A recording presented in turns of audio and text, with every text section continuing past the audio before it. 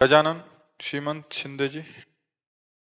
महाराज जी, आपके चरणों में कोटि कोटि प्रणाम। महाराज जी, क्या ध्यान किए बिना चित्त की वृत्ति जानी जा सकती है? नाम जप और ध्यान में क्या अंतर है? नाम जप से जानी जा सकती है।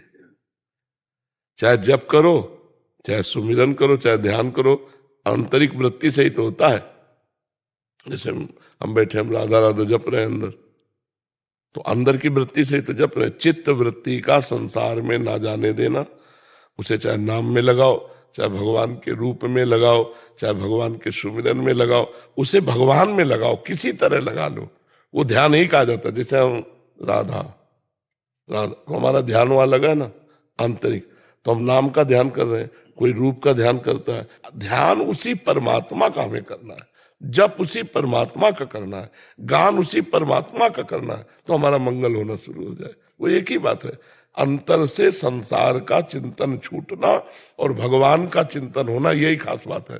वो चाहे जिस रूप में हो, खास बात यह कि किसी भी रूप में हो। मान लो भगवान की कोई बात सोच रहे हो आप, लीला की, भगवान के रूप का चिंतन कर रहे हो, भगवान की सेवा का चिंतन कर रहे हो, ये सब वही चिंतन है, परमात्मा चिंतन ही है। ये ध्यान नहीं माना जाएगा। गुरु जी, जैसे भी सिखाया जाता है कि सांसों को ध्यान रखने का या शरीर को पूरा इसको ध्यान देने का। भैया, इसके ध्यान को छोड़ना है, खास बात समझो। ये प्रारंभ में बताई जाती है कि सांस ऊपर जा रही, सांस नीचे जा रही, इसके साथ नाम चलाओ, मंत्र चलाओ। केवल सांस ध्यान से कोई मतलब नहीं होगा, सांस तो आई जा रही है। ऊपर गए कितने नाम जप किए, नीचे छोड़ा कितने नाम जप किए, खास बात यह है। भगवत चिंतन खास बात है, भगवत चिंतन हो रहा सब सार्थक है। और ऐसे बैठे रहो भगवत चिंतन न तो किसी काम का नहीं, ठूठ का ठूठ है। भगवत चिंतन खास बात है, भगवत चिंतन हमारा लक्ष्य समझो। अगर सत्य चिंतन हो रहा, परमात्मा चिंतन हो रहा, भगवत चिंतन, तो आप खड़े हो तो आप बढ़िया हो। ठाड़े बैठे परे उताना, कबीर काहे हम राहे ठिकाना। ठिकाना अर्थात परमात्मा चिंतन, हमारा परमात्मा चिंतन होना चाहिए। समझ रहे आप? ये सब बाहरी बातें हैं, कुछ नहीं। क्या होगा, मरोगे तो क्या होगा? श्वास चिंतन हो रहा था, परमात्मा चिंतन हो रहा था क्या? हमारी सदगति परमात्मा चिंतन से होनी कि श्वास चिंतन से होनी? श्वास का चिंतन करने को इसलिए कहा जाता है तुम्हारा मन एकाग्र हो। अब श्वास में क्या चिंतन कर रहे हो, इस पर ध्यान दिया? सांस में चिंतन ये हो रहा है कि जानकारी पा रहा हूँ। जब मैं किसकी जानकारी? मेरा स्वभाव अगर चिड़चिड़ा हो जाता है, कोई गुस्सा आ जाता है, सांसें बढ़ जाती है। और वही ये कुछ नहीं है यार, कुछ नहीं है। तुम सांसों के बाद 1400 वर्ष का चांगदेव योगी था जो ज्ञानदेव जी के समीप गया। तुम तो श्वास है केवल गिनने की बात करो, उसने मृत्यु के समय समाधि लगा के पार कर दिया मृत्यु के समय। 1400 वर्ष का ज्ञानदेव जी ने यही कहा, तो कोरा है अभी, 1400 वर्ष का है लेकिन कोरा है अभी, परमार्थ में बच्चा है, तो किसी काम का नहीं। हम जो कह रहे हैं उसको बात समझो। राम कृष्ण हरि, जय जय राम कृष्ण हरि। भगवान का नाम कीर्तन, भगवान का नाम जप, भगवान की गुण लीला श्रवण, भगवान का चिंतन, यही सार्थक है। नहीं सब बेकार है। जोग कुजोग, ज्ञान अज्ञानु, जहां नहीं राम प्रेम प्रधानु। भगवान का प्रेम प्रधान चित्त वृत्ति नहीं तो सब बेकार हो गया। सब खास बात है भगवान का चिंतन। आराम से बैठ जाओ, श्वास प्रश्वास का चिंतन, उसमें भगवान का नाम चिंतन, तो बढ़िया जीवन हो। आप करके देख लो ना, करके देख लो, कोई घाटा थोड़ी लग जाएगा। हाँ, भगवान का चिंतन। राधे राधे महाराज जी। महाराज जी, मैंने आपके सत्संग में सुना है कि जब कोई हमें कष्ट देता है तो वो प्रभु की ही लीला होती है ताकि हमारे प्रारब्ध नष्ट हो। तो हमारे प्रभु कष्ट देने वाले मनुष्य से नवीन पाप कर्म क्यों कराते हैं, जबकि वो तो मंगल। अगर ये मान रहे हो कि प्रभु ही आके हमारे पापों का प्रायश्चित करा रहे हैं, तो क्या परेशानी है? तुमसे व्यक्ति क्यों मान रहे हैं? वो एक यंत्रवत कठपुतली जैसा है, वो चल रहा है प्रभु से, वो आया है हमें पावन करने के लिए। उससे नवीन कर्म नहीं बनते, हमारे प्रारब्ध का भोग हो रहा है। बस हमें ये सोचना है, मेरे प्रभु आकर के मुझे मेरे प्रारब्ध का भुगतान करवा रहे हैं। उस व्यक्ति से नवीन कर्म नहीं बनेगा, क्योंकि वो मेरे प्रारब्ध को भुगता रहा है। समझ लेना। हाँ, तो हम उसके प्रति क्यों सोचे? हम तो अपने क्षेत्र में सोचे, हमारे सोचने का क्षेत्र है अपना, उसका नहीं। हमने उससे झगड़ा नहीं किया, हमने उसका अहित नहीं किया, और वो आकर हमको गाली देता है, अपमान करता है, प्रतिकूलता, तो हम भगवान का प्रसाद समझकर सह लेते हैं। उसका क्या होगा ये मुझे नहीं देखना। वो कौन है? मेरे भगवान है, बस खत्म खेल। नहीं तो बढ़ता चला जाएगा ना प्रश्न, फिर क्यों हम बिल्कुल वही इंद कर देते। सामने वाला आया हुआ भगवान है, मेरे पापों का प्रायश्चित कराने के लिए वो नाटक कर रहा है प्रतिकूलता का, हम सह लेते हैं, बात बन गई, खत्म। महाराज जी, बट वो कष्ट सहने का सीमा क्या होना चाहिए? उतने ही देंगे जितनी सीमा है, वो बाप है सबके, वो ऐसा किसी को कष्ट नहीं देते जो सह न पावे।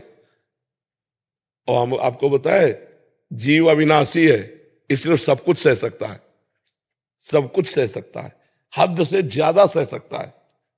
ऐसे देखो, एक सुई ऐसे जान के गड़ाओ तो कष्ट का होता है ना, और देखो घटनाएं घट जाती हैं, हाथ पैर चिथड़ा हो जाते हैं, सब सह लेता है, सब सह लेता है।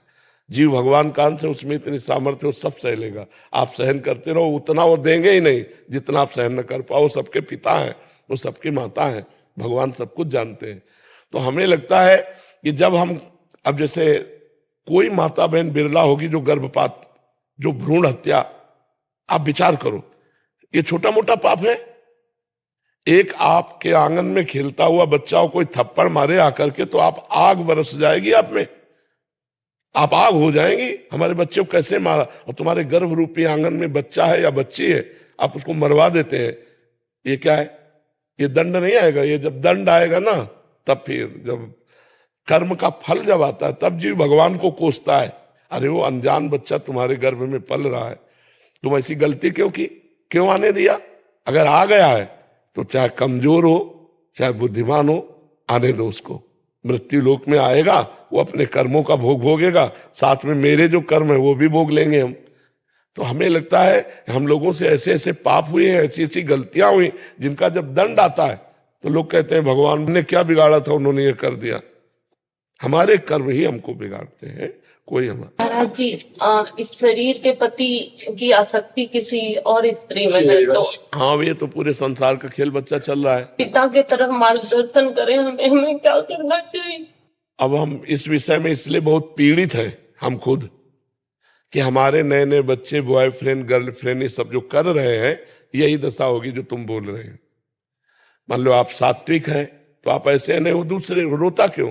Breakup boyfriend, breakup boyfriend, breakup girlfriend, breakup girlfriend, तो ब्रेकअप हस्बैंड दूसरे से। संसार का जो स्वरूप चल रहा है यही जो तुम रो के कह रहे हो, वही हम यहाँ उपदेश में कहते हैं कि ये बच्चों ऐसी गलती मत करो, क्योंकि तुम गृहस्थी को नाश कर दोगे। अब मान लो पति पत्नी प्यार से चले, कितना बढ़िया जीवन निर्वाह हो, अब वो दूसरे पे, तो तुम्हारी अगर पवित्र दृष्टि है तो तुम जलो बैठे बैठे, और अगर अपवित्र दृष्टि है तो तुम दूसरे को वरण कर लिया। तो बड़ी समस्याएं हैं बहन, ये जो आज हमारे समाज में फैल रहा है, girlfriend boyfriend live in relation, बहुत नरक है, और ये बहुत आगे चलकर यही गतियां लाने वाला है। ये जो आपकी गति है ना, यही लाने वाला। हमें लगता है भगवान का नाम स्मरण करो, भगवान का भरोसा रखो, और तुम पवित्र रहो, तुम इधर उधर दृष्टि मत डालना। भगवान जो जैसा कर्म करता है उसको भोग भोगना होता है।